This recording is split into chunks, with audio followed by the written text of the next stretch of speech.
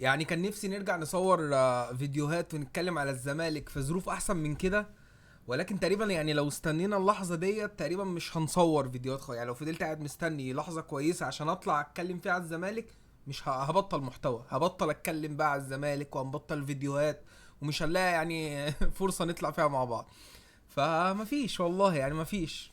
وشايف بصراحة ان جه الوقت خلاص بقى اللي احنا لازم نرجع فيه تاني ونكمل فيديوهات، وغصب عننا.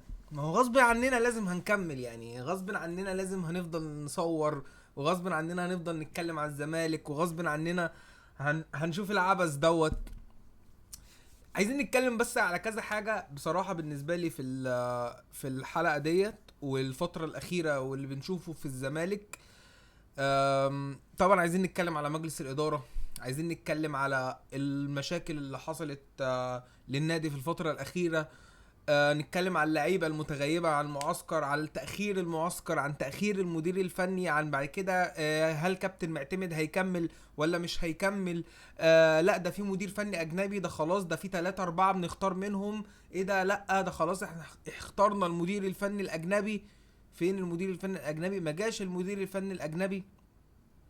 بعد كده مرة واحدة تلاقي عودة كابتن معتمد جمال تاني. آه عشوائية بشكل غير منطقي وغير مبرر، وعمرك ما هتشوف في حياتك. مع ان الدنيا اسهل من كده والله، يعني والله الدنيا اسهل من كده. الدنيا كانت 1 2 جون ادوارد، انت اللي معاك المفتاح، انت اللي معاك العربية، انت اللي بتدور وتطلع وعارف كل حاجة. شوف شغلك، خلاص احنا مش هنتدخل في شغلك. الراجل نجح، جاب دوري، عمل سيزون كويس، خلاص سيبه. سيبه يا عم يمشيها، سيبه يمشيها. انت لازم تقعد تلعب في كل حاجة؟ انت خلاص، انت لما بيبقى ليك الكلمه ما بتعرفش تعمل حاجه، فسيب يا عم الراجل اللي نجح يكمل. ولكن الامور الفتره اللي فاتت وضحت، في اليومين 3 اللي فاتوا وضحت ليه جون ادوارد مشي اصلا.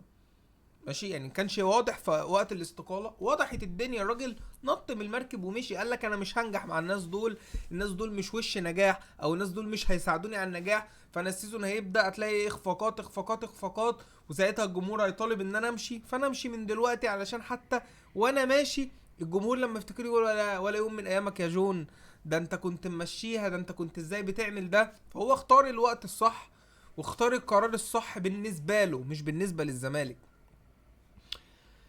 تعالوا نمسكها واحدة واحدة كده من أول بداية المشاكل. كان إيه بداية المشاكل؟ كانت بداية المشاكل زي ما قلت لك، رقم واحد كان إن ثواني يا جدعان عشان الأذان، بس هنوقف الفيديو وهنرجع بعد الأذان. نرجع لموضوعنا، ويعني ناخد بقى زي ما قلت لكم الموضوع من بدايته. هو كان أول حاجة كان ان جون ادوارد كان واعد لعيبه نادي الزمالك ان احنا مش هنبدا السيزون الجديد ومش هنعمل اي حاجه ولا معسكر ولا اي حاجه غير لما كل اللعيبه هتاخد فلوسها. لغايه هنا كلام كويس، كلام محترم. طبعا زي ما شفنا في الفتره اللي كانت بين السيزون ده والسيزون ده اللي هي الفتره اللي فاتت، كنا مسحولين بالرخصه الافريقيه، والزمالك هياخد الرخصه ولا لا، وما اعرفش ايه، والفلوس والقضايا اللي كانت بتدفع. فكل الفلوس وكل الاموال كانت راحة للقضايا اللي موجودة عشان الزمالك ياخد الرخصة الأفريقية. ده خلصنا كاس عالم، دخلنا على فترة الإعداد، مفيش معسكر. قلنا عادي بتحصل، عادي مش مهم، لسه كاس عالم ولسه بتاع خلصانه ولا هي بتاخد راحه مش عارف ايه والكلام ده، يعني لسه الموضوع ما كانش بتركز عليه قوي. بعدين خلاص يا جدعان، طب وبعدين هنعمل ايه؟ لازم ننزل معسكر. جون ادوارد، انا مش هنزل لعيبتي غير لما ياخدوا فلوسهم لان انا وعدهم بكده والراجل من حقه. بعد كده الموضوع ده دخلنا على المدير الفني الاجنبي. كابتن معتمد هيكمل، لا احنا هنجيب مدير فني اجنبي. لا انت ما بقتش عارف هو مين المدير الفني اصلا. انت مش عارف كابتن معتمد هو المدير الفني ولا انت فعلا خلاص كابتن معتمد مشي. لغايه فتره كبيره احنا مش عارفين مين، لغايه ما الاخبار كترت قوي خلاص ان الزمالك بيخلص مع مدير فني اجنبي، وخلاص ده جاي القاهره مش عارف بكره، ده جاي بعد بكره، ده جاي بعد يومين، ده جاي بعد اسبوع. ونام الموضوع اول ما الاخبار كبرت، نام الموضوع تاني. لغايه فين يا جدعان المدير الفني؟ فين انتوا بتعملوا ايه؟ انتوا فين؟ بعدين تنام تصحى على استقالة جون ادوارد بسبب خلافات بينه وبين مجلس الادارة، ان مجلس الادارة عايز كابتن معتمد يكمل، وان جون ادوارد عايز مدير فني اجنبي، ان مجلس الادارة شايف ان لازم المعسكر يبدأ، وان جون ادوارد شايف ان ما ينفعش المعسكر يبدأ، مش هجيب لعيبة طالما ما خدوش فلوسهم انا واعدهم. وقدم جون ادوارد استقالته ومشي. نتفاجأ بقى، وكان في صحيح كان في خبر تاني بيقول لك ان سبب الخلاف برضو ان هم كانوا عايزين يستغنوا عن انس وائل وابن كابتن ايمن عبد العزيز وكده وحاجات كده، وهم شايفين ان هم مستقبل وكويسين وبتاع، وفي الاخر مجلس الاداره اصلا ما عرفش يأيدهم عشان ايقاف القيد، لان هم ما كانش ليهم عقود، فعشان يتصعدوا ويتحطوا في القايمه لازم يبقى ليهم عقود، فما عرفوش يأيدوهم ومشوا بسبب الاخطاء بقى اللي انت شايفها دي. ومشي جون ادوارد، وبعدها بفتره بدا الزمالك، بعدها باسبوع تقريبا بدا الزمالك المعسكر بتاعه، وبتتفاجئ بغياب عبد الله السعيد، وبغياب شيكو بنزا، وبغياب بزيرة، والمشكله الكبيره بتاعت بزيرة. مبدئيا وقبل اي حاجه، انت ازاي عايز يكون ليك كلمه على لعيبه واللعيبه ما بتاخدش فلوسها؟ يعني انا شبهت الموضوع بفيديو كان على تيك توك، وقلت لو انت شغال فاتح شركة وعندك موظف في الشركة بيشتغل ببلاش، او موظف مثلا اشتغل معاك سنة، قبض منهم مثلا 5 شهور او 6 شهور، و 5 شهور تانيين في السنة ما بيشتغل ببلاش، لو جه غاب من الشغل او ما جاش الشغل النهاردة تقدر يبقى ليك كلمة عليه؟ مستحيل. مستحيل، ما ينفعش، ما ينفعش. ف هو ده اللي بيحصل دلوقتي. اللعيب يقول لك انا مش فاضي النهارده، انا اجل اسبوع، انا اجل شهر، انا عايز امشي. هو حر بقى، ما خلاص، ما انت ما بتديلوش فلوس. وفي كلام منتشر ان بيزيرا بياخد فلوسه، وشيكو بنزا اللعيبه الاجانب بتاخد فلوسها ومش عارف ايه والكلام دوت. فيعني انا لسه لغايه دلوقتي مفيش حاجه اكيده طلعت، فانا مش هصدق. فانت مش هتقدر يبقى ليك كلمه في وسط العشوائيه ديت، مش هتقدر يبقى ليك كلمه وانت ما بتلتزمش اصلا بكلمتك مع اللعيبه. فخلاصة الكلام، عارف اللعيبه دي لو بتاخد فلوسها والدنيا تمام وبيعمل كده، كنت اقول لك ارميه وطرده بره النادي ان شاء الله بقى. لو كان عبد الله السعيد، لو بزيرة، لو اي حد يتعاقب ويتعرض للبيع بقى، تخصم له مليون 2 مليون جنيه كل يوم في يوم غياب، اعمل اي حاجه. لكن هل دلوقتي هو مين اللي غلطان؟ اللعيبه اللي غلطانه ولا مجلس الاداره اللي غلطان؟ مين اللي غلطان اصلا؟ ما تقدرش ولا انت ترد ولا انا يعني، ولا انت تجاوب ولا انا جاوب.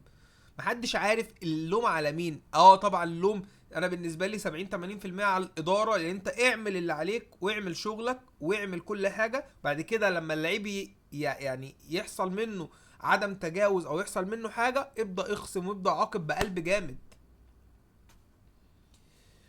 ف مش عارف والله اخرة اللي بيحصل ده ايه. مش عارف هتوصل النهاية على ايه. ادينا في المعسكر خلاص، الجهاز الفني موجود، كابتن معتمد، كابتن عبد الناصر محمد، كابتن ابراهيم صلاح سليمان، وبقية الجهاز اللي النادي يعني اعلن عنه. فالجهاز عندك بقى واضح بشكل رسمي. في لعيبه عندك في القايمه انت ما تعرفش ايه مصيرها معاك. غياب عبد الله السعيد لغايه دلوقتي اتوقع الموضوع ممكن يتحل، لكن غيابه لغايه دلوقتي عن المعسكر. بيزيرا لغايه دلوقتي مش عارفين راجع ولا مش راجع، هيمشي ولا قاعد، علامه استفهام. شيكو بنزا اعتقد جاي يوم 15 لان هو بلغ بكده، وبناء عليه مجلس اداره الزمالك بينفذ العقوبات لغايه ما يجي ونشوف هترسى على ايه. أه تم الاستغناء من يومين على انس وائل وابن كابتن ايمن عبد العزيز، مش فاكر اسمه ايه بالظبط. وكان في حد معاهم احمد مجدي الناشئ برضو، مع اني كنت شايف ان هم كانوا على الاقل هينفعوا الفتره اللي جايه، بما ان انت ما عندكش ايقاف قيد. وانس وائل من اللعيبه المبشره، واللي دايما بنسمع عن ان كابتن حازم دايما بيتكلم عليه، ميدو بيتكلم عليه، بيقولوا ان هو لعيب يعني موهبه.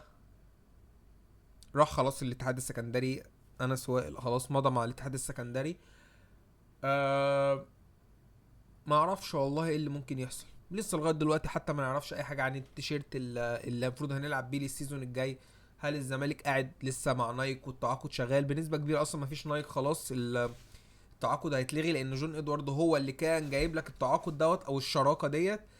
ومفيش نايك خلاص، والزمالك اعتقد هيرجع بقى للشركات اللي هي مش عارف تيمبو وذات ومش عارف ايه والحاجات اللي هي كده دي. اتوقع يبقى في شركه مصريه الفتره الجايه اتمنى يبقى الموضوع سريع، ويبقى تيشيرت يليق بنادي الزمالك. مش مهم الشركه تبقى كبيره ولا صغيره، المهم ان التيشيرت نفسه يكون شكله محترم، يكون كواليتي محترمه، يكون فيه خدمه كويسه للجمهور. لو حابب يشتري يكون فيه اماكن نقدر نشتري منها.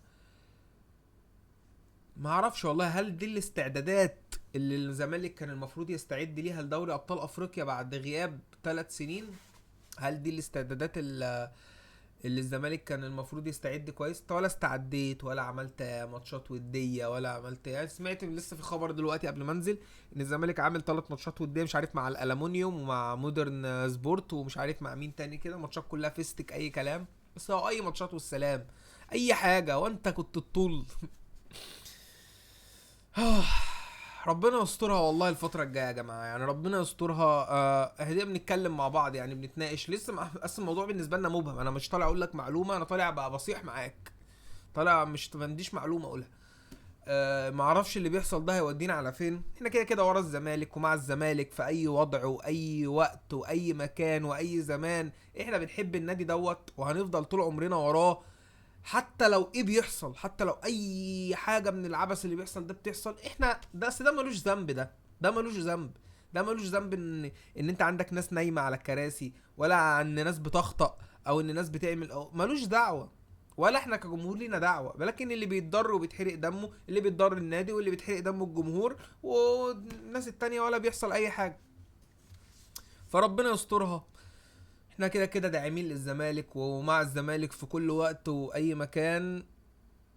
ان شاء الله خير، ان شاء الله الفتره الجايه تبقى احسن ان شاء الله. انا اتوقع مشكله عبد الله السعيد وبزيرة، طبعا شيكو راجع خلاص يوم 15، ما اعتقدش ان عنده مشكله. اتوقع مشكله عبد الله السعيد هتتحل وهتخلص.